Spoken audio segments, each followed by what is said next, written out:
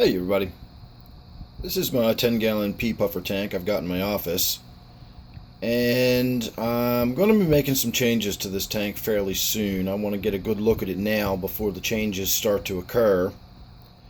One thing I want to do is I want to shoot a video about the water Sprite that's in this tank.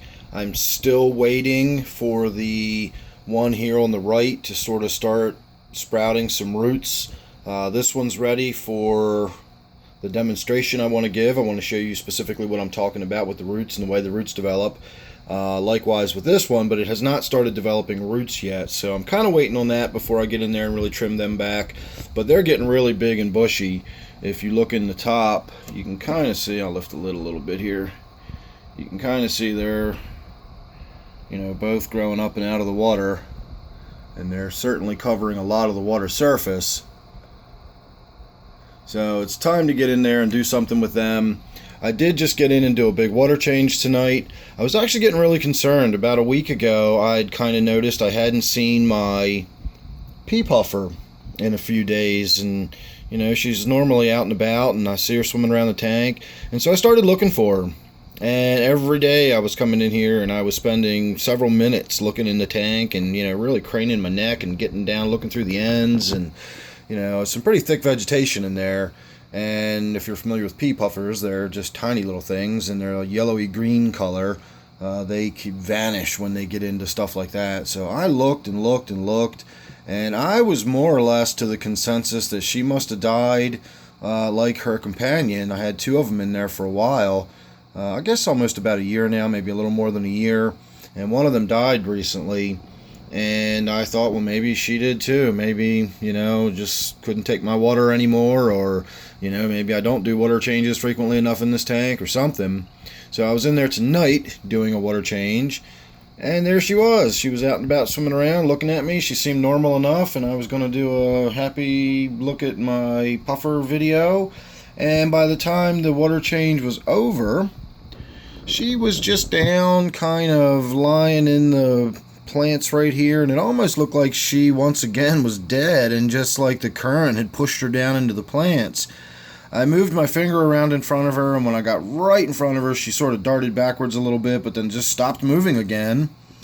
And it's, I started getting a little concerned, so I reached in there with my little spoon that I used to feed the bloodworms into the tank. And I sort of kind of got down near her, and as I kind of, was moving some of the little bushes out of the way, she perked right up and darted and dashed and went right down to the bottom of the tank and got in the corner there and was looking out from underneath the roots. And, so she suddenly seemed fine. I'm wondering if she wasn't asleep. I've never seen that kind of behavior in a puffer before, though. I've never seen her sort of drift off like that.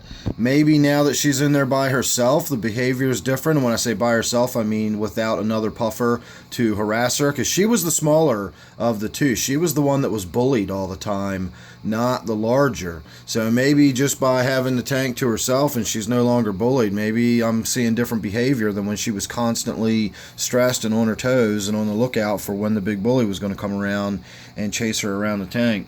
So that was about half an hour ago, and I've been kind of waiting and hoping and watching and maybe thinking we'd get a little look at her popping back out, but she's pretty much gone again.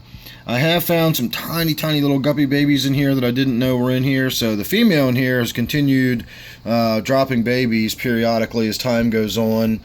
I think I will probably get her out of here soon. I know I keep saying that, but it's no harm in having them in here. It's not bothering anybody. She doesn't get really harassed that much. She's got a few little endlers in here, these little male. I actually think it's kind of funny watching them follow her around. It's like watching tugs around a barge.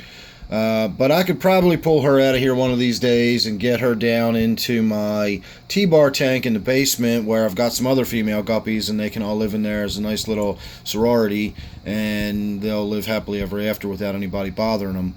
So those are some of the changes coming up. I want to get in there and clear out a lot of these plants so that we can actually see my pea puffer occasionally. I know it's nice to have the tank good and lush, so she's got plenty of places to hide if she wants, but I like to see them occasionally, so we'll probably get in there and do a little bit of work on that.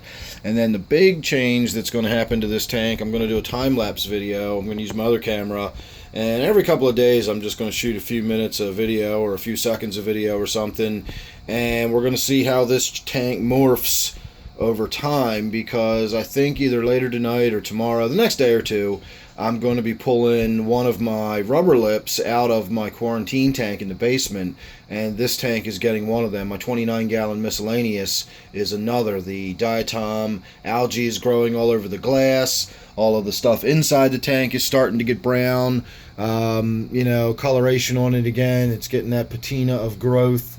So this tank is definitely in need of some cleaning. I just did a big water change tonight. As I just said, maybe 40%. I took probably, a good 3 or 4 gallons out of there.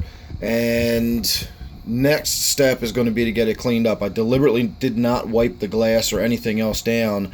I want to leave the tank as, as much growth and as much off-walks in there as possible. And then we're going to put a rubber lip in there, and we're going to get to see how much difference a rubber lip makes over, a week or 10 days or 15 days or 30 days or whatever it takes to get the tank cleaned up. But we'll do a nice little sort of time-lapse video of that. We'll watch the tank sort of change into a nice, bright, clean tank.